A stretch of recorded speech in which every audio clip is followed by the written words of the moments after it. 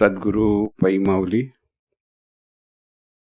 मातोश्री माई यांना प्रथम कृतज्ञपूर्वक वंदन आणि आपण सर्व सद्भक्त सत्श्रोते हो आपणा सर्वांना आदरपूर्वक नमस्कार.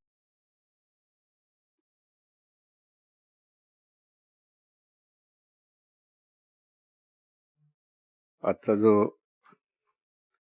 प्रश्न आहे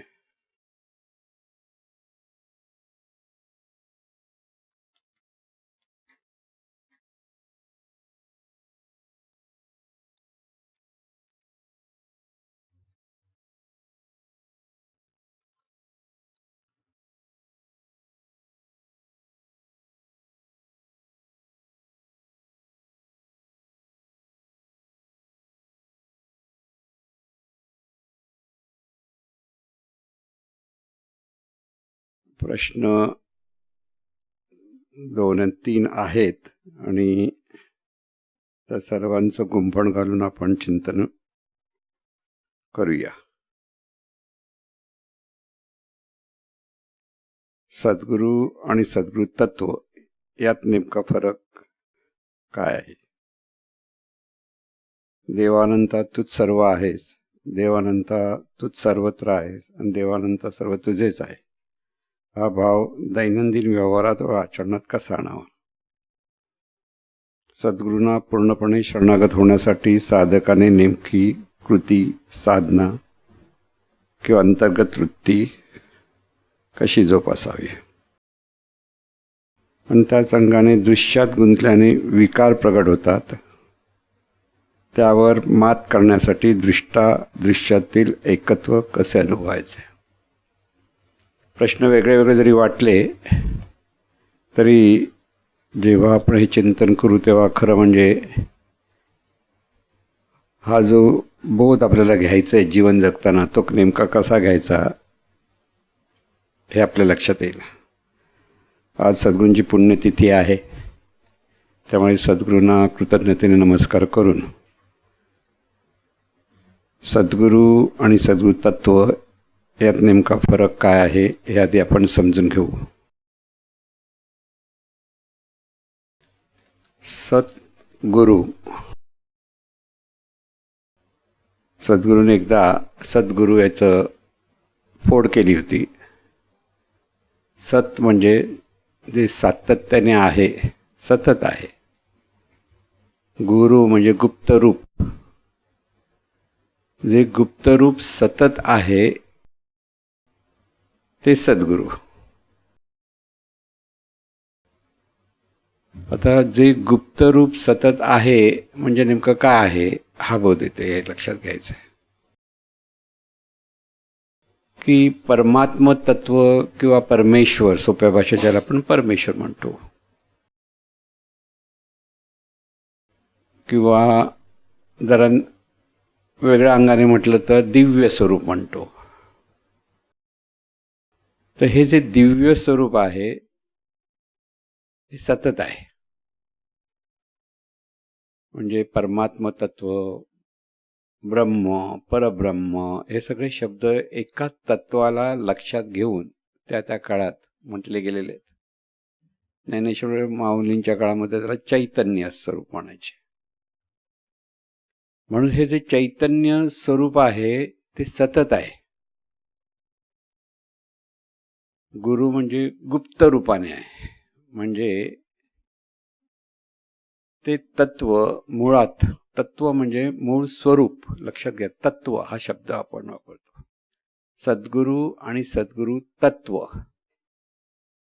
सद्गुरू तत्व म्हणजे चैतन्य स्वरूप, दिव्य स्वरूप, परमात्मा तत्व असं जे म्हणतोय ते मूळ स्वरूप. आता ते स्वरूप कसं आहे तर ते निर्गुण निराकार आहे, अदृश्य आहे, अव्यक्त आहे. म्हणजे आपण ह्या जगाला जे पाहतो, दृश्य जगताला जे पाहतो ते दृश्य जगत सगुण आहे, निराकार किंवा साकार आहे. म्हणजे पंच ज्ञानेंद्रियाच्या द्वारे आपण जाणू शकतो. पण परमेश्वरी शक्ती ज्याला म्हणतो आपण, किंवा हे तत्व ज्याला म्हणतो, सद्गुरु तत्व म्हणजे दिव्य स्वरूप, ते हे पंच ज्ञानेंद्रियाच्या द्वारे जाणता येणारं नाही. आणि म्हणून बोटाने कैसे दाऊ तुला रे गुरुच्या मुला, असं जे ज्ञानेश्वर माऊलींनी म्हटलेलं आहे की बोटाने हे दाखवता येत नाही, हे बघ हेच दृश्य जगत आहे, अवलस हे परमेश्वरी शक्ती आहे, ह्या दिव्य स्वरूप आहे. कोणत्याही ज्ञानेंद्रियाच्या द्वारे ह्या तत्वाला जाणता येत नाही. म्हणजे त्या तत्वाला जाणण्यासाठी मानवी देह हा अंधा जसा असतो तसा आहे. म्हणजे आंधळा जेव्हा माणूस असतो आणि त्याला समोरचं दृश्य काहीच दिसत नाही, काहीच कळत नाही, पण तो स्पर्शाने म्हणा किंवा आवाजाने म्हणा तो समोरच्या गोष्टीला ओळखतो, किंवा गंधाने म्हणा तो ओळखतो. म्हणजे दुसरी ज्ञानेंद्रियाचा उपयोग तो करून पाहू शकतो.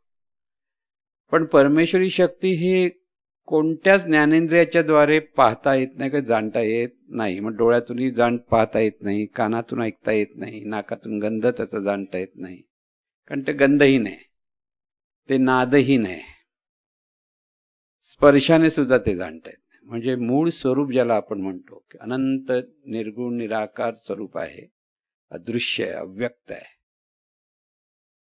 मग त्याला अनुभवायचं कसं, हा पुढचा प्रश्न आहे. आणि त्याला अनुभवायचं कसं हे दाखवतात, त्यांना सद्गुरू म्हणतात.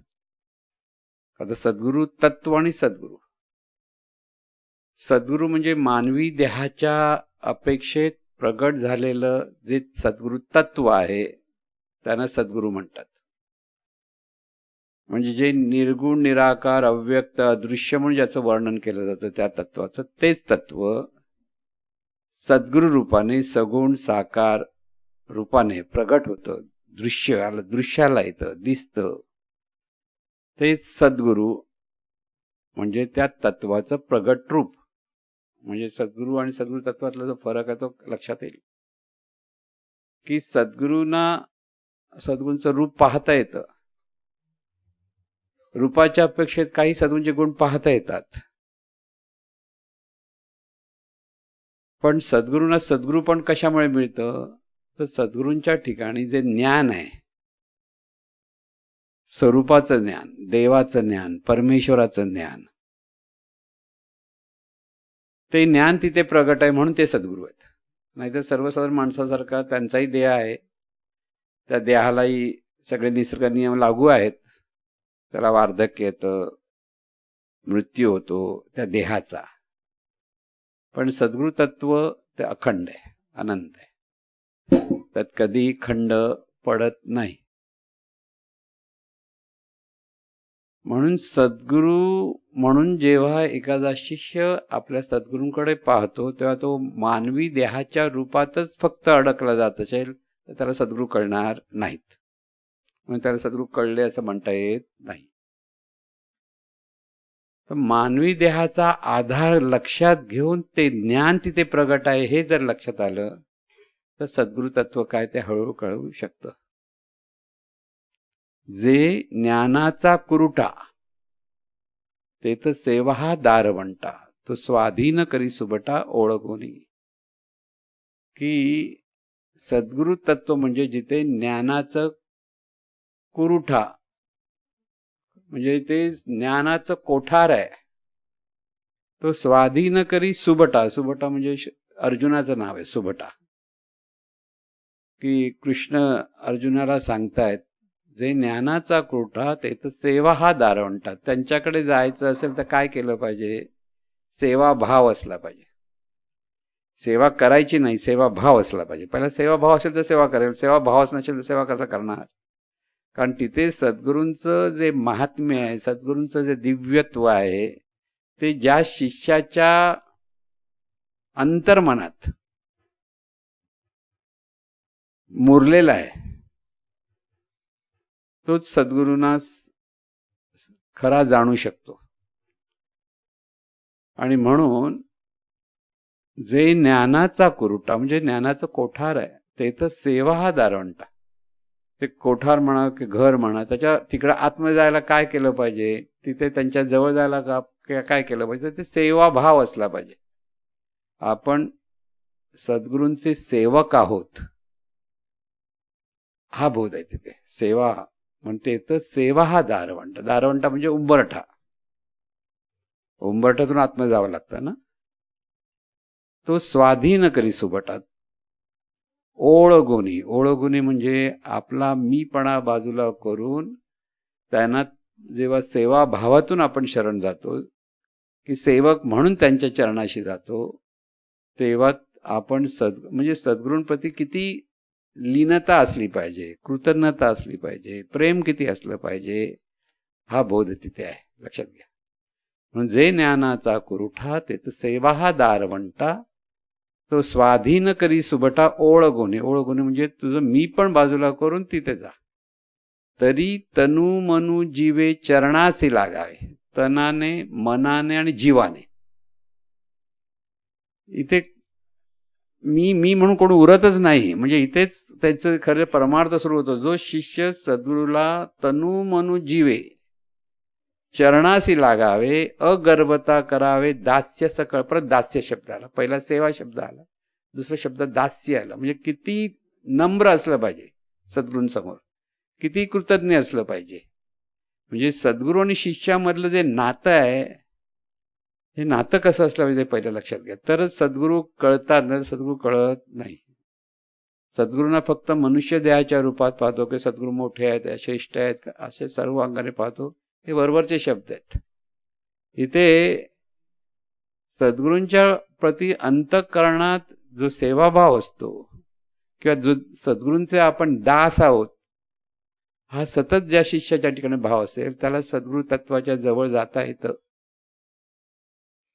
म्हणून जे ज्ञानाचा कुरुटा ते सेवा हा दारवंटा, तो स्वाधीन करी सुबटा ओळगुणी. तरी तनु मनु जीवे चरणासी लागावे, अगर्वता करावे, दास्य सकळ.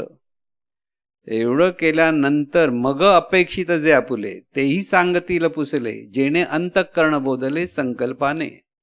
म्हणजे जे शिष्य सद्गुरूंना विचारतो प्रश्न आणि ते प्रश्नचं उत्तर सद्गुरूंकडे जेव्हा मिळत जातं तेव्हा शिष्याच्या अंतःकरणामध्ये तो बोध प्रकट होतो. ते सांगतात त्याचा.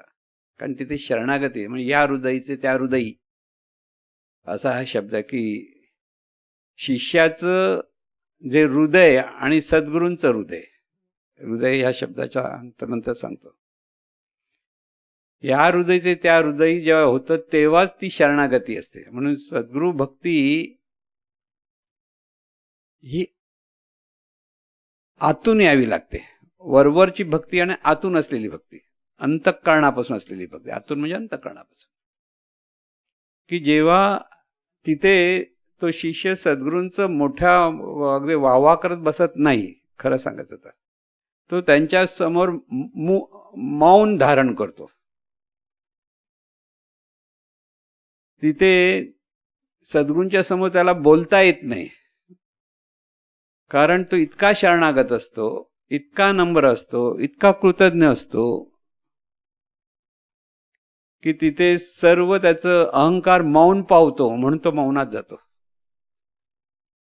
आणि त्या दास्य भावातून तो त्यांच्या समोर फक्त ते काय सांगतात ते ऐकत असतो. म्हणजे ग्रहण करण्याची त्याची शक्ती इतकी शिष्याची वाढत जाते की सद्गुरूंचं सगळं ज्ञान त्याच्या अंतःकरणात त्याचा बोध प्रकाशित होतो, प्रकट होतो. म्हणून मग जे का अपेक्षित, म्हणून जे ज्ञानाचा कुरुटा ते तर सेवा हा दारवंटा, तो स्वाधीन करी सुबटा ओळगुणी. तरी तनु मनु जीवे चरणासी लागावे, अगर्वता करावे, दास्य सकळ. मग अपेक्षित जे आपुले, आपल्याला शिष्याला जे प्रश्न आहेत स्वतःबद्दल, आपुले म्हणजे या ज्ञानाच्या बद्दल अपेक्षित जे आपुले तेही सांगतील पुसले. ते विचारल्यानंतर ते सांगतात. आणि ते जेव्हा सांगतात तेव्हा ते जे उत्तर देत असतात त्या उत्तराने मग अपेक्षित जे आपले तेही सांगतील पुसले, जेणे अंतःकरण बोधिले संकल्पाने. तिथे अंतःकरणात तो बोध प्रगट होतो शिष्याच्या. कारण ती शरणागती जेवढी असते की या हृदयाचे त्या हृदय सहज होतं. महाराजांनी एकदा प्रवचनात ते उत्तर दिलं होतं असं की एक पिंप आहे पाण्याने भरलेलं आहे, म्हणजे भांड पाण्याने भरलं आहे, आणि दुसरं पिंप रिकाम आहे. दोन्ही बाजूबाजूला आहेत, पण नाही रिकाम एक भरलेला आहे. पण खालून जर ट्यूब लावली एका पिंपाने दुसऱ्या पिंपाला, आणि ती ट्यूब लावल्यावर काय होईल, ह्या भरलेल्या पिंपातलं पाणी आपोआप त्या दुसऱ्या पिंपामध्ये त्याच लेवलला जाऊन बसतं, मग ते एकाच लेवलला होतं. जेणे अंतःकरण बोधिले संकल्पने, हा त्याचा अर्थ असतो की जे ज्ञान सद्गुरू देत असतात आणि तो इतकं अंतःकरणपूर्वक ते ग्रहण करण्याचा प्रयत्न करत असतो, आणि त्यामुळे ते ग्रहण सहज होतं. आणि मग सद्गुरूंचं ज्ञान आणि त्या शिष्याचं, जसं दोन्ही पिंपामध्ये जे पाणी समत्वाने राहतं, एकाच लेवलला येतं परत, तसं हे ज्ञान शिष्याकडे सहज संक्रमित होतं. आणि हे जे संक्रमित होतं तेव्हा सद्गुरूंना नेमकं सद्गुरू म्हणजे काय हे शिष्याला कळतं. म्हणून सद्गुरू हाच देव वगैरे असे शब्द आपण बऱ्याच वेळेला म्हणतो, पण सद्गुरूंप्रती जी शरणागती जी आपल्याला हवी असते, की सद्गुरूंनी दिलेला शब्द, सांगितलेला शब्द आणि शिष्याने तो झेलावा सहज, किंबहुना त्याच्याकडे ती शरणागतीतून एवढी ग्रहणशक्ती वाढत जाते की सद्गुरू जे जे बोलतात त्याचं सहजपणे शिष्याला आकलन व्हायला लागतं. आणि त्या आकलनातूनच हे जे अनंत चैतन्य स्वरूप म्हणजे नेमकं काय त्याचा बोध त्याच्याकडे होतो. म्हणजे परमार्थ परमार्थ म्हणत असताना इथे सद्गुरू आणि शिष्याच्या एकमेकाच्या ज्या प्रेमभावातून, कृतज्ञतेतून हे ज्ञान शिष्याकडे सहज प्रगट होतं. हा एक महत्वाचा मुद्दा आहे. म्हणून सद्गुरूंचं महात्म्य सर्वांनी जे पुन्हा पुन्हा सांगितलेलं आहे, सर्व संतांनी सांगितलं, ज्यांना सद्गुरू म्हणजे नेमकं काय कळले तेच महात्म्य सांगतात. आणि ते महात्म्य कळेपर्यंत, सद्गुरूंचं महात्म्य परमार्थ सिद्ध होऊ शकत नाही, हे परत लक्षात घ्या.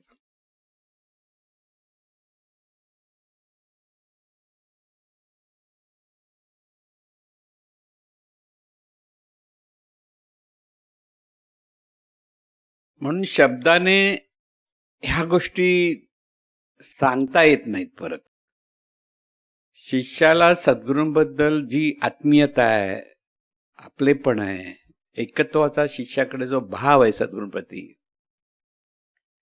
तो शब्दात प्रगटच होत नाही. खरं सांगायचं तिथे या हृदयचे त्या हृदयच व्हावं लागतं, म्हणजे सहजपणे ते ज्ञान तिथे प्रगट होतं. म्हणून व्यावहारिक दृष्टिकोनातून जेव्हा लोक पाहतात, फक्त प्रापंचिक दृष्टिकोनातून पाहतात, तेव्हा सद्गुरू म्हणजे एक मनुष्य, सर्वसाधारण मनुष्य तसा सद्गुरू असतो. की त्याला काय वेगळी शिंग फुटलेली असतात की काहीच नसतं, साधा माणूस तसाच असतो. पण शिष्यासाठी तो देव असतो, सर्वसाधारण लोकांसाठी तो माणूस असतो, सर्वसाधारण माणूस, प्रपंच करणारा. म्हणून ज्ञानाचं महत्व आहे. जिथे ज्ञान आहे, जे ज्ञानाचा कुरटा, जिथे ज्ञान आहे तिथे सद्गुरू तत्व आहे. म्हणून तत्व म्हणताना जे अनंत स्वरूप जे आपण म्हणतो तेच सगुण साकार रूपात पाहायचंच असेल, म्हणजे ते दिसणार न दिसणारच आहे, पण त्याला पाहायचं कुठे, तर सद्गुरूंकडे. सद्गुरूंप्रती जी भक्ती शिष्याच्या मनात निर्माण होते, की सद्गुरूंप्रती जी कृतज्ञता शिष्याच्या ठिकाणी असते, तिथे त्याला सद्गुरूंमध्येच ते परमतत्व आहे हे आकळता येतं, कळतं, जाणता येतं. आणि तिथे तो अधिक अधिक अधिक शरणागत होत जातो. म्हणून ज्ञान जसं जसं शिष्याकडे जितकं प्रगट होत जातं, तितकं शिष्य सद्गुरूंप्रती अधिक अधिक शरणागत होत जातो. ही शरणागती फार महत्वाची आहे. ही शरणागती म्हणजे इथे शिष्याचा अहंकार राहत नाही, म्हणजे इथेच परमार्थ सिद्ध होतं. सद्गुरू भक्तीमध्ये सर्व परमार्थ आहे. खरं सांगायचं तर की प्रत्येक कृती ही सद्गुरूंच्याच स्मरणातून जेव्हा व्हायला लागते, प्रत्येक कृती. उठला तरी सद्गुरूंमुळे उठलो, आणि झोपला तरी सद्गुरूमुळे झोपला. जे जे करतो ते सद्गुरूंमुळे. सद्गुरू स्मरण ज्या शिष्याकडे अत्यंत प्रेमाने, कृतज्ञतेने असतं, तिथे त्याची ती भक्ती असते. तिथे बाह्यांगाने फुलं व्हायला पाहिजेत, हार घालायला पाहिजेत, असं काही नसतं. जी आंतरिक भक्ती आपण म्हणतो ती खरी भक्ती परमार्थ सिद्ध करते. आणि म्हणून आज पै माऊली देहरूपाने नाहीत, पण ज्ञानरूपाने आहेत. हा महत्वाचा मुद्दा लक्षात ठेवायचा. जे ज्ञान आपण म्हणतो, आज ज्ञानाचा जो अभ्यास करण्याचा प्रयत्न करतो, ते ज्ञान आत्मसात करण्याचा प्रयत्न करतो, ते ज्ञान सतत आहे. मग ते कधी ग्रंथरूपाने पाहता येतं, कधी त्यांच्या प्रबोधनातून पाहता येतं, प्रबोधन ऐकली तरी ते लक्षात येतं, कधी त्यांनी दिव्य साधनेचा मार्गदर्शन केलं ज्या शिष्याच्या लक्षात, तिथे लक्षात येतं की ते ज्ञानाचा कोठार आहे. तिथे सहज ज्ञान प्रगट होतं. कोठार म्हणण्याच्या ज्ञान, कोठार म्हटलं की साठवलेलं, पण इथे स्फुरद्रूप ज्ञान असतं. आणि ते स्फुरद्रूप ज्ञान जे असतं ना, ते फार महत्वाचं. एकदा सच्चिदानंद स्वरूपावर प्रबोधन करत असताना सद्गुरू म्हणाले, त्यांना कोणतरी प्रश्न विचारला, हे ज्ञान तुम्हाला कुठे वाचलं? त्यामुळे हे पुस्तक इथे आहे. मी स्वतःच्या शरीराकडे दाखवलं, हे पुस्तक इथे आहे, तिथे तिथून येतं. कारण ते वाचन असं नसतं, तर ते स्फुरण असतं की ते प्रज्ञाशक्तीतून त्यांच्याकडे ते प्रगट होतं. आणि त्याची जी दिव्य प्रज्ञाशक्ती असते तिथे सद्गुरु तत्व असतं. तत्व म्हणजे हे जे मूळ स्वरूप ज्याला आपण म्हणतो ते. परत लक्षात, जे निर्गुण निराकार स्वरूप आहे तेच निर्गुण निराकार असलेलं स्वरूप सगुण निराकार होतं. आणि ते सगुण निराकार पुढे सगुण साकार रूपाने दृश्य जगतात, जगत म्हणून ज्याला आपण पाहतो ते एकच तत्व आहे. हा महत्वाचा मुद्दा आहे, ते लक्षात ठेवायचा की इथे सद्गुरूंच्या स्मरणातून सर्व दृश्य जगताकडे जेव्हा आपण पाहत असतो, तर सर्व दृश्य जगत काय आहे? तर ते सद्गुरु तत्वाचंच प्रगट रूप आहे. सूर्य आणि सूर्याची किरण, इथे सगुण साकार रूप म्हणजे सूर्य. सद्गुरूंचं सगुण साकार रूप असं ज्या म्हटलं तर सूर्य आहे. आणि प्रकाश किरण म्हणजे सर्व विश्व, दृश्य जगत. बघायला दोन्ही दृश्य जगतच आहेत. पण सूर्य म्हणजे काय आहे? तर केवळ प्रकाश आहे, लक्षात घ्या. आणि तेच प्रकाश स्वरूप किरण रूपाने म्हणजे ह्या दृश्य जगताच्या रूपाने प्रगट आहे. म्हणजे सगळे किरण सुद्धा प्रकाश स्वरूपच आहे. म्हणजे मुळात असलेलं प्रकाश स्वरूप म्हणजे सूर्य, आणि तेच प्रकाश स्वरूप म्हणजेच सगळी किरण. म्हणजे दृश्य जगत आणि स्वरूप बघायला गेलं तर वेगळे नाही. कधी सद्गुरूंच्या दृष्टीतून पाहिलं तर, सद्गुरूंच्या ज्ञानातून पाहिलं तर, आपण जीवभावातून पाहतो तेव्हा मी वेगळा असतो. म्हणजे मी दृष्टा असतो, पाहणारा. मी वेगळा आहे, मी पाहतोय म्हणजे काय असतं? मी दृष्टा आहे. जीवभाव असतो किंवा देहभाव म्हणतो आपण, की हा जो मी म्हणणारा असतो तो स्वतःचं अस्तित्व देहाच्या अपेक्षेत धरत असतो. तिथे तो स्वतःला कर्तृत्वान म्हणेल, स्वतःला कर्ते पण देत असतो. आणि तेव्हा तो जो दृष्टा असतो तो जीवभावातला दृष्टा असतो. तेव्हा सर्व विश्व हे त्याच्यासाठी वेगळं दृश्य आहे असं त्याच्याकडे विचार असतो, की असं ज्ञान असतं. म्हणजे दृष्टा आणि दृश्य असं ज्यावेळेला म्हणतो, मग प्रश्न आला की हा दृष्टा आणि दृश्य, दृश्यात गुंतल्याने विकार का प्रगट होतात? कारण दृश्य आणि दृष्टा ह्यामध्ये भेदाने आपण पाहत असतो. भेद आहे. मी दृष्टा आहे आणि समोर दिसणारं दृश्य आहे वेगळं आहे, मी वेगळा आहे. आणि ते वेगळे पण मनामध्ये असल्यामुळे किंवा चित्तामध्ये असल्यामुळे दृश्य जगतातले जे गुण अवगुण किंवा अनुकूल प्रतिकूल ह्या भावनेतून पाहणारा जो दृष्टा असतो, जो जीवभावातून पाहतो, त्याच्या ठिकाणी विकार निर्माण होतात. विकार म्हणजे मनासारखं झालं तर राग येतो, नाही झालं तर राग येतो. मनासारखं झालं तर गर्व होतो, अहंकार असाच आहे. म्हणजे दोन्ही बाजूनी बघायला गेलं तर दोन्हीकडे अहंकार असतो. आणि त्यामुळे जिथे अहंकार आहे तिथे विकार आहेत. म्हणून दृश्य जगतात गुंतल्यामुळे विकार नाही होत, तर ह्या दृष्टाकडे स्वतःच अहंकार असल्यामुळे त्याला विकार निर्माण होतो. अहंकार आहे म्हणून विकार आहेत, अहंकार गेला तर विकार गेले. लक्षात घ्या. म्हणजे महत्वाचा मुद्दा हा सगळ्यात, की ज्याला परमार्थ सिद्ध करायचा असेल त्याला सद्गुरूंप्रती शरणागती का व्हावी? कारण त्याचा अहंकार कमी झाला पाहिजे. भक्तीमध्ये काय महत्व आहे ते मी सांगतो. ज्याच्याकडे पूर्णतः सद्गुरूंप्रती शरणागती आहे, भक्ती आहे, त्याचा अहंकार हा विरळ होत असतो. अहंकार पूर्ण गेला असं म्हणता आला नाही तरी विरळ होतो. सद्गुरूंच्या स्मरणातून त्याच्याकडे विकार निर्माण होत नाही. सद्गुरू आहेत समोर म्हटलं की तो शांत होतो, सद्गुरू बरोबर आहे म्हटलं तर शांत होतो. म्हणजे दृश्यात गुंतल्यामुळे विकार होत नाही, तर अहंकारामुळे फक्त दृश्य हे निमित्त विकार निर्माण होण्यासाठी निमित्त असतं. म्हणजे आंबे लागलेले पाहिले की तोंडाला पाणी सुटतं ना, पण ज्याला आंबे खायची इच्छा नाही त्याच्या तोंडाला पाणी कसं सुटेल? अहंकार आहे म्हणून विकार होतो. जर अहंकारच नाही तर विकार कुठून निर्माण होणार? लक्षात घ्या. म्हणजे इथे सद्गुरू भक्ती आणि दृश्यात गुंतल्यामुळे विकार निर्माण होतो जो आपल्याला म्हणतो तसं नाहीये. दृष्ट्याला जो अहंकार आहे त्या अहंकारामुळे त्याच्याकडे विकार आहे. त्याच्याकडे विकार म्हणजे अवगुण म्हणतो आपण त्याला. गुण आणि अवगुण असे शब्द आपण जे वापरले जातात, की काम, क्रोध, लोभ, मोह, मद, मत्सर हे विकार आहेत असं म्हटलं. षट विकार असे शब्द वापरतात. पण जीवनविद्या त्याला षट प्रेरणा म्हणते. म्हणजे नेमकं काय आहे याचं?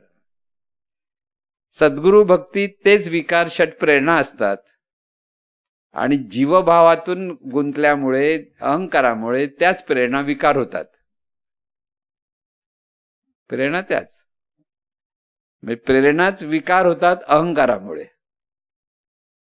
आणि जर अहंकार गेला तर विकारच ते प्रेरणा रूपाने जीवनात प्रकट होतात. म्हणजे इथे ज्याला विकार किंवा प्रेरणा म्हणून जे म्हणतो किंवा ज्या भावना म्हणतो, तर हा पाहणारा कसा पाहतो त्याच्यावर अवलंबून असतं, समोरच्यावर अवलंबून नाही. आपण म्हणतो जग असं आहे, अरे तुझ्याकडे अवगुण आहेत म्हणून ते दिसतात, तुझ्याकडे अवगुण नसेल अवगुण दिसणार कसे तुला? हा विचार पाहणारा करत नाही, कारण तो जीवभावात असतो. त्याला वाटतं मी बरोबर आहे, मी बरोबर म्हणतो. हा पण अहंकार असतो. कधी काही म्हणतो माझा अहंकार गेला नाही तो वाढला. जिथे अहंकार म्हणजे अशी गोष्ट आहे की ती माया म्हणतात त्याला. कधी कधी मायेचा महापूर आहे अहंकार म्हणजे.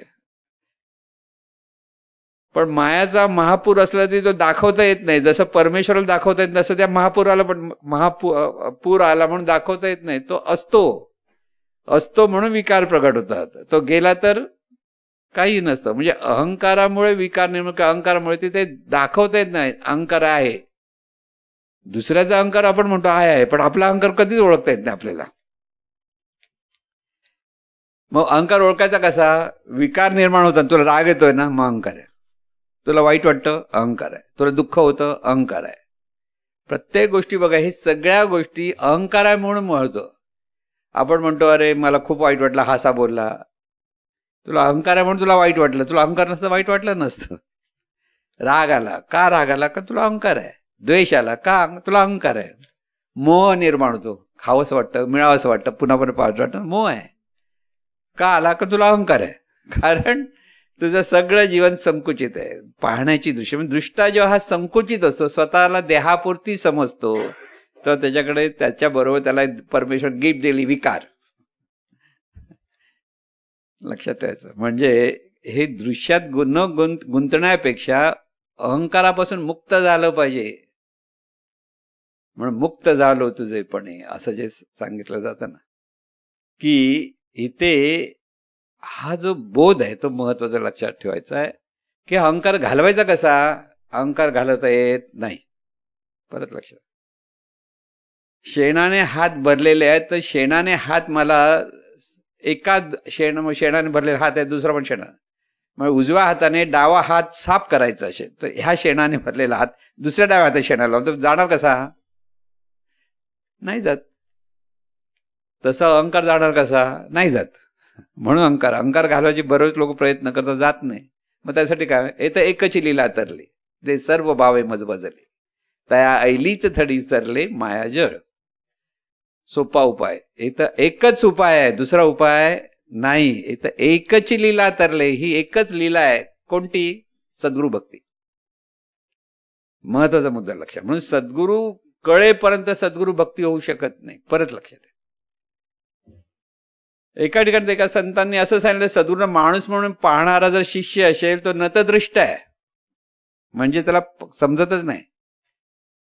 म्हणजे इतकं कडकपणे बोलले नाहीत की जेव्हा सद्गुरू म्हणतो जर त्याला माणूस म्हणून जर पाहत असशील, कारण तुझ्या माणूस आपलं दृष्टी देह दिसतं माणूस बनणार, पण तुला जर माणूस म्हणून दिसत तर तू शिष्यच नव्हे. तर काय बोलता येत नाही आपल्याला, पण असू दे की इथे सद्गुरूंना माणूस म्हणून पाहायचंच नसतं.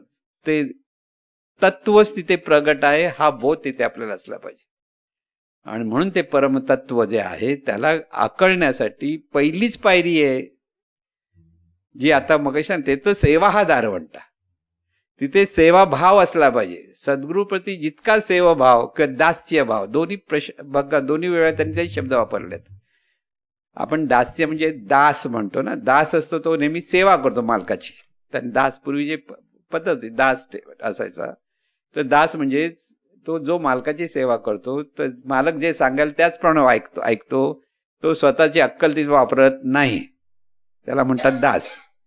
शिष्य हा तसा दास असला पाहिजे. त्याची अक्कल त्यांनी वापरायला जायची. त्याची अक्कल कुठे वापरायची? सद्गुरून जे सांगितले कसं समजून घ्यायचे तिथे अक्कल वापर. पण नको त्या ठिकाणी जर अक्कल वापरायला गेला तर ती शरणागती होत नाही, तिथे अहंकार परत प्रकट होतो. म्हणून अहंकार गेला तुका म्हणे देव झाला. तर कधी होईल? जो सद्गुरूंना नितांत शरणागत होतो. म्हणजे शरणागती कोणत्या लेवलची असली पाहिजे ते सांगतोय. नुसतं मी शरणागत आहे, मी शरणागत होऊन होत नाही. बरेच लोक म्हणतात जय सद्गुरू जय सद्गुरू ओरडतात, फक्त आपल्याला आपण मोठे सद्गुरू भक्त दाखवतात. त्यांना सद्गुरू कळलेले नाहीत. लक्षात ठेवा. सद्गुरूंचं असं म्हणजे प्रदर्शन करून जर कोण भक्ती करत असेल तर ती प्रदर्शनात सद्गुरू भक्ती नाही, ती आंतरिक भक्ती असते. तिथे पूर्णतः शरणागती असते आणि त्यामुळे शब्दच मौन झालेले असतात. जिथे शब्द मौन होतात तिथे भक्ती अधिक दृढ होत जाते. आणि म्हणून विकार जर आपल्याला बाजूला करायचे असेल तर हा प्रश्न आहे की दृष्ट आणि दृश्यातील एकत्व कसे अनुभवायचे, महत्वाचा प्रश्न. जोपर्यंत अहंकार जात नाही तोपर्यंत दृष्ट आणि दृश्यातील एकत्व अनुभवता येणार नाही. दृष्टाही आणि दृश्य हे एकच तत्वाची दोन अंग आहेत हे जर कळलं तर तिथे तो विकार निर्माण होण्याची जी प्रवृत्ती आहे ती बाजूला होईल. म्हणून पाहणारा जो आहे, म्हणजे पाहणारा म्हणजे जो अहंकारातून मी पाहणारा म्हणत असेल तर त्यावेळी विकार आहेत. अहंकार आहे म्हणजे विकार आहेत. पण पाहणारा कोण आहे हे जर ज्ञान कळलं आणि दृश्य जगत काय आहे हे जर ज्ञान कळलं तर तिथे जेव्हा एकत्व येतं तेव्हा ते आपोआप एकत्व येईल त्या ज्ञानातून. पण म्हणून मी माझे काय म्हटलेलं आहे, मावळो. मी आणि माझं मावळलं पाहिजे. तू तुझे उगवो. आता सर्व तुझंच आहे, सर्व तुझंच आहे. मी पहिली स्टेप आहे. पहिली स्टेप काय? मी आणि माझं मावळलं पाहिजे. म्हणजे मी म्हणून कोणच नाही हे कळलं पाहिजे. माझं पण नाही आणि मी पण नाही. मग तिथे त्या जागी काय असलं पाहिजे? Law of replacement. तू तुझे उगव. आता तिथे तुझंच आहे, देवा तुझंच आहे, सद्गुरुराय तुझंच आहे. हा बोध तोंडाने नाही बोलायचा आहे. तोंडाने बोललं तरी फुकट झालं. अंतरातून तो भाव असला पाहिजे की हे सर्व सद्गुरूंचं, हे सर्व सद्गुरूंचं, हे सर्व सद्गुरूंचं. अंतरातून असलं पाहिजे. सांगण्याची गोष्टच नाही. जिथे शब्दरूप येतं तिथं अहंकार येतो. परत लक्षात ठेवा. कोणी जे सांग मी सद्गुरूंचा आहे, मी आला गेला तुका, कळलं ना. म्हणून मी माझे मावळो तू तुझे उगव. आता तुझंच आहे ही इतकं अंतःकरणातून भक्ती. त्यालाच तर भक्ती म्हटलं. तुझंच आहे म्हणणं तर तीच भक्ती आली. आणि परत तिसरी स्टेप आहे, मी माझे मावळो तू तुझे उगव. आता मी तूपणा जगन्नाथा हो एकची तत्वता. बघा परत आहे. तू पण नाही मी पण नाही आहे काय? हे सर्व दिव्य स्वरूपाचंच कार्य चालू आहे, चैतन्य स्वरूपाचंच कार्य चालू आहे. म्हणून सर्वत्र चैतन्य स्वरूप आहे आणि तेच विविध रूपाने प्रगट आहे. हा बोध जेव्हा अंतःकरणात प्रकाशतो, म्हणजे अंतःकरणात प्रगट होतो, तेव्हा दिसायला अनेक रूप जरी दिसली तरी ती एकाच चैतन्य स्वरूपाची रूप आहेत. हा जेव्हा बोध येतो तेव्हा तिथे विकारी निर्माण होतो आणि अहंकारी निर्माण होतो. अहंकार पण नसतो आणि विकार पण नसतो, दोन्ही गोष्टी. पण तो बोध अंतःकरणात प्रकट झाला पाहिजे. नुसता बहिर्मनाला कळला म्हणजे झालं नव्हे. परत लक्षात आहे, ते दोन गोष्टी आहेत साधकाच्या. बहिर्मन अंतर, बहिर्मन शब्दाने कळल्यासारखं वाटतं, कळलं. पण जोपर्यंत ते अंतर्मनात मुरत नाही आणि अंतर्मनात जोपर्यंत मुरत नाही तोपर्यंत तो भाव तसा प्रगटच होऊ शकत नाही. म्हणून मी तूपणा जगन्नाथा हो एकची तत्वता, हे एकच तत्व आहे. तेच बघायला गेलं तर मी आणि तू, म्हणजे उजवा हात आणि डावा हात दोन दिसत आहेत, पण आहे कोण? एकच शरीर आहे, ते उजव्या हाताने डाव्या हाताने काम करतं, हा त्याचा अर्थ असतो. दोन पाय आहेत, दोन वेगळे आहेत, पण ते कोणाचे आहेत? एकाच शरीराचे दोन आहेत. तसंच एकाच चैतन्य स्वरूपाची सर्व अंग आहेत, सर्व रूप ही एकाच स्वरूपाची आहेत. हा बोध आहे. तो बोध इतका अंतःकरणात प्रकट झाला पाहिजे की सहजपणे तिथे सर्वत्र पाहताना एकत्वानेच पाहतायत. तिथे वेगळे पण राहत नाही. आणि तेव्हा ज्या वेगळे पण राहत नाही तेव्हा हे विकारही तिथे उरणार नाहीत. म्हणून राग नको, लोभ नको, मोह नको, मद नको, मत्सर नको, असं किती जरी सांगितलं तर नको नको म्हणताना येऊन चिकटणारच, जोपर्यंत अहंकार जात नाही तोपर्यंत. म्हणून सगळ्याचं मूळ काय? अहंकार आहे. अहंकार म्हणजे अज्ञान. परत लक्ष, अहंकार म्हणजे काय? अज्ञान आहे. अज्ञान काय? मी अमुक आहे हे अज्ञान आहे माणसाकडे. मी अमुक आहे, हे माझं आहे, हे माझं आहे, तेच माझं आहे. ह्या भावामध्ये तो जेव्हा उड्या मारत असतो तेव्हा त्याला ते मनासारखं नाही झालं तर तो अहंकार विविधतेने प्रगट होतो, त्याला म्हणतात विकार. पण जेव्हा तिथे अहंकारच उरत नाही आणि त्या अहंकारातून न उरल्यामुळे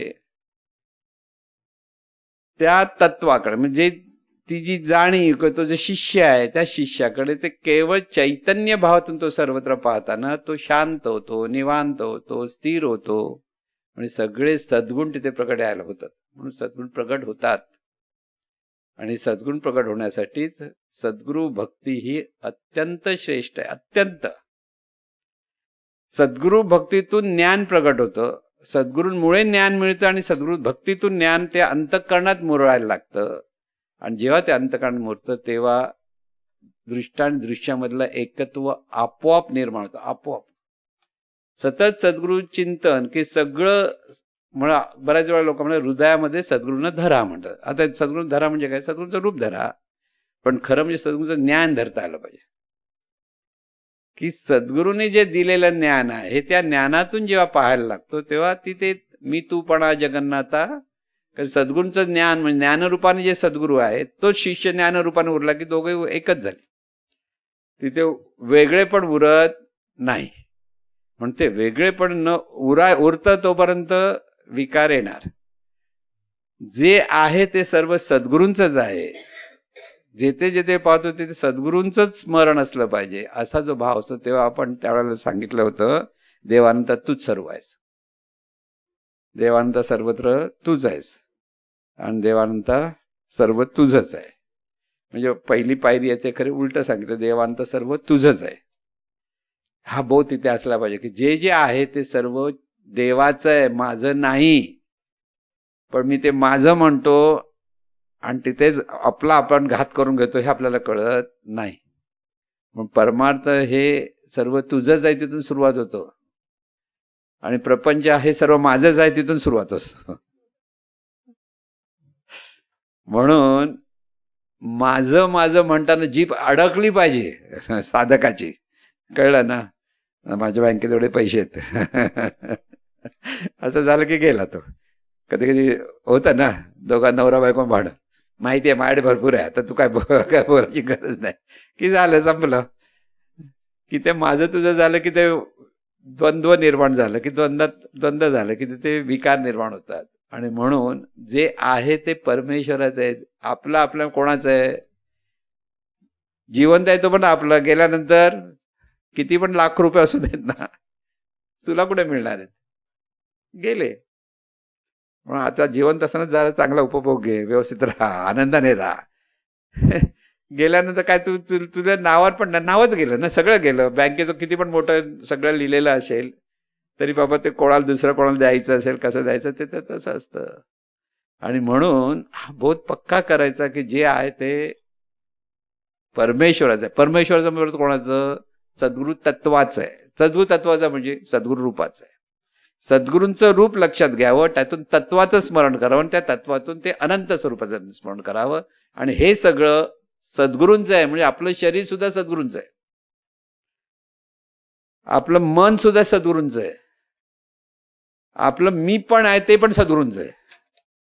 म्हणून सगळंच अर्पण करता आलं पाहिजे सद्गुरूंना. नुसतं थोडं थोडं अर्पण नाही करत, जरा मी तुम्हाला मदत करतो, मी तुम्हाला हे करतो ते करतो, असा सेवाभाव नाही.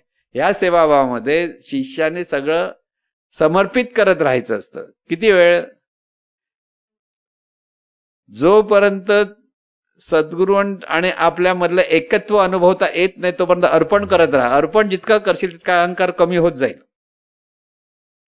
म्हणून क्षणोक्षणी सद्गुरूंच्या स्मरणात जीवन जगावं लागतं. आणि जेव्हा स्मरणात जगतो तेव्हाच तू करतोस देव अनंत सर्व तुझंच आहे. सगुण रूपात सद्गुरूंचं स्मरण करावं आणि सगळं सद्गुरूंचं आहे हा बोध पक्का असला पाहिजे की जे आहे आपल्याला हे कळतं कोणामुळे? सद्गुरूमुळे. आपल्याकडे ऐश्वर आहे कोणामुळे? सद्गुरूमुळे. आपल्याला चांगल्या संधी मिळतात कोणामुळे? सद्गुरूमुळे. माझं कर्तृत्व म्हणून जर तो बोध घ्यायला लागला तर तिथे अहंकार आला आणि तिथे विकार आले, लक्षात घ्या. म्हणून अंतःकरणापासून स्वतःच्या अंतर्मनात तो बोध इतका मुरला पाहिजे की सहज असं वाटलं पाहिजे सद्गुरू आहेत, सद्गुरूंमुळे. म्हणून जीवन जगत असताना शिष्यासाठी सद्गुरू हाच एकच नातेवाईक असतो, बाकी नातेवाईक नसतात. ठीक आहे, त्याला आपण आत्म म्हणतो. आत्मतत्वाने एकरूप असतात. जो शिष्य असतो तेव्हा तो फक्त सद्गुरू शरणागत असल्यामुळे ते बाकीचे म्हणून एकदा महाराजांनी सांगितलं, मला सर्वात प्रिय कोण आहे सांगा बरं. तुम्हाला वाटेल माई आहे. माई नाही माझी मला प्रिय. मग कोण आहे? परमेश्वर प्रिय आहे. म्हणजे संतांना हे सगळं प्रिय म्हणजे काय? सगळं परमेश्वराचा हा बोध त्यांच्याकडे असतो. नेहमी म्हणायचे तसं सगळं माझं म्हणायचं शब्द समजावायला माझं म्हणत असतील नाही असं नाही, पण त्याच्या मागे बोध काय? सगळं जे आहे ते परमेश्वराचं आहे, चैतन्य स्वरूपाचं आहे किंवा सद्गुरूंचं आहे. हा एकच बोध असतो. म्हणून सद्गुरू भक्ती सोपी नाही. लोकांना वाटतं आपण नुसती भक्ती केली सोपं आहे, सोपं आहे. नाही. मी पण घालवण्यासाठी मीपणाचं धनुष्य आहे ते खरं की सद्गुरू भक्ती जोपर्यंत धनुष्य उचलता येत नाही तोपर्यंत मी पण जाणार नाही.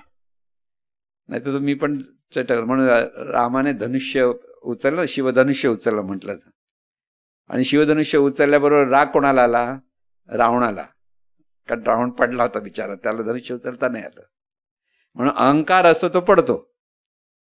रामाकडे अहंकार नव्हता म्हणून त्याने धनुष्य उचललं. म्हणजे सद्गुरू भक्ती त्या शिवधनुष्यासारखं आहे.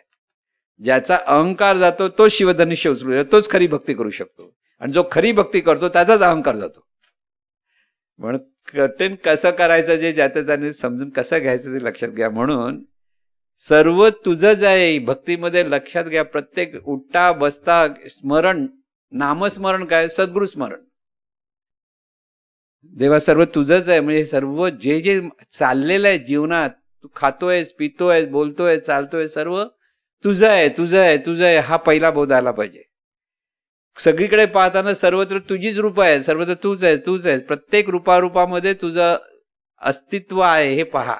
रूप वेगळं दिसेल पण तिथे ते तत्व तिथे आहे. पण ते तत्व पाहिलं की पाहिलं तरी त्या तत्वाचं स्मरण असेल तर विकार निर्माण होऊ शकत नाही. म्हणून सर्व तुझंच आहे, सर्वत्र तूच आहेस आणि तूच सर्व आहेस.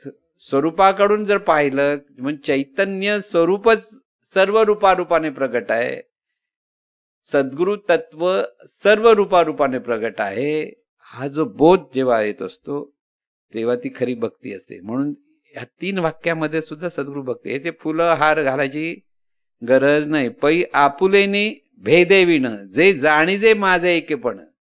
त्याचे नाव शरण मज येणे गा. शरण कोणाचं?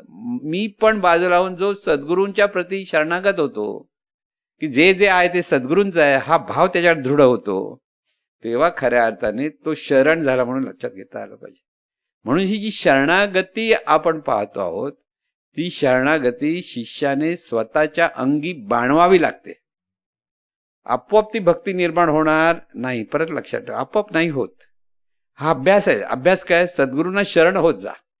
जितकं सद्गुरूंमुळे चाललेलं आहे, सद्गुरूंचे सगळं कार्य चालू आहे, हा बोध जेव्हा शिष्याकडे येतो तेव्हाच तो शिष्य ते पिंप भरलं जातं. या हृदयाचं हृदय तेव्हाच होतं आणि तेव्हा ते ज्ञान तिथे सहज प्रगट होतं आणि तिथे खऱ्या अर्थाने विकारही उरणार नाहीत आणि सगळं जीवन आनंदाने जगता येतं.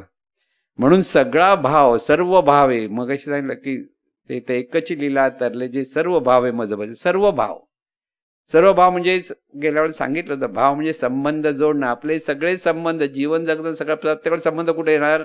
सद्गुरू. दुसरा संबंध नाही काहीच. मग त्या संबंधातून सद्गुरूंमुळे चाललाय हा भाव असला पाहिजे आणि तो संबंध जोडता जोडता सद्गुरू भावच इतका प्रगट होतो की जे आहे ते सद्गुरू शरीराच्या ठिकाणी सद्गुरूंचंच कार्य चालू आहे, हा बोध तिथे निर्माण होतो. आणि त्यावेळेला खरं अर्थाने प्रपंच करत असताना सुद्धा कोणतंही कार्य सद्गुरू स्मरणातून होतं, सद्गुरू भावातून होतं, तेव्हा तिथे सुद्धा सद्गुरू भक्ती सुरू होते. म्हणजे नुसतं एका जागी बसलं की सद्गुरू भक्ती नव्हे, तर येता जाता उठता बसता प्रत्येक क्षणोक्षणी सद्गुरू स्मरण जर असेल की सगळं जीवन सद्गुरूंमुळे चाललंय, तेव्हाच सगळ्या कृती मग विचारलंय सद्गुरूंना पूर्णपणे शरणागत होण्यासाठी साधकांनी नेमकी कोणती कृती, साधना किंवा अंतःकरण जोपासायचं? सर्व भावे मज भजले त्या ऐलीच थडी सरले मायाजा, की सर्व भाव सद्गुरूंना समर्पित व्हायला पाहिजे. मग सद्गुरू हाच बंधू, सद्गुरू हीच भगिनी, सद्गुरू हाच पती, सद्गुरू हाच देव. दुसरी नाती नाहीच त्या शिष्याला, त्याला फक्त एकच नातं, एकच, त्याला सगळी नाती जोडून टाकली आणि ही त्याला सर्व भाव होतो. तेव्हा त्यावेळेला हे सगळं परिवर्तन होतं. म्हणून सद्गुरू भक्ती श्रेष्ठ, पण ती अंतरातून असली पाहिजे, दाखवण्यासाठी असू नये. अंतरात आपल्याला त्या ज्या शिष्याला माहिती आहे आपण सद्गुरूंची आहोत की सद्गुरूंमुळेच चाललंय, तेव्हा खऱ्या अर्थाने सद्गुरू भक्ती प्रगट होते. आणि म्हणून इथे सद्गुरूंचं स्मरण म्हणजेच परमात्म्याचं स्मरण असतं. परमात्मा सद्गुरू रूपाने प्रगट आहे हे स्मरण सदन. तोच परमात्मा जो सद्गुरू रूपाने प्रगट आहे, तोच ज्ञान रूपाने तिथे अखंड आपल्या जीवनामध्ये कार्यरत असतो. म्हणून ते ज्ञानाचे तिथे स्मरण असलं पाहिजे. त्या स्मरणातून त्या शिष्याचा उद्धार होतो, त्याचा परमार्थ सिद्ध होतो, त्याच्याकडे सर्व गुण प्रगट व्हायला लागतात, तिथे ऋतुंभरा प्रज्ञा प्रगट होते. आणि हे सगळं परिवर्तन फक्त सद्गुरू भक्तीतून, शरणागतीतून, समर्पणातून होत असतं. म्हणून सद्गुरूंना पूर्णतः समर्पित व्हायला पाहिजे. सद्गुरू जे जे सांगतायत ते ते तसं शिष्याकडे सहज त्याच्या आचरणात यायला पाहिजे. सद्गुरूंनी सांगितलं उडी मार, उडी मारली पाहिजे. का उडी मारू विचारता कामा नये. नाही तर आपल्याला डोकं चालत, अरे उडी कशाला मारायला सांगता, काय आपल्याला जीव काय प्यारा नाही का? सद्गुरूंना माहिती आहे तुला, तुझा जीव प्यारा आहे तुला, म्हणून ते बघायलाच मागता, उडी मार, बघू किती उडी मारतो तो. पण हा भला माणूस उडी मारत नाही. सद्गुरूंना काय आपला जीव जाईल असं वाटायला की गेला तो कामात, कळलं ना? म्हणून प्रत्येक कृती ही सद्गुरूंच्या स्मरणातून, सद्गुरूंची आज्ञा म्हणून जेव्हा करायला लागतो तेव्हा ती सद्गुरू भक्ती असते. आणि अशी सद्गुरू भक्ती सर्वांकडे प्रगट व्हावी ही सद्गुरूचरणी प्रार्थना. हे ईश्वरा सर्वांना चांगली बुद्धी दे, आरोग्य दे, सर्वांना सुखात आनंदात ऐश्वर्यात ठेव. सर्वांचं भलं कर, कल्याण कर, रक्षण कर, आणि तुझे गोड नाम मुखात अखंड राहू दे. सद्गुरुनाथ महाराज की जय.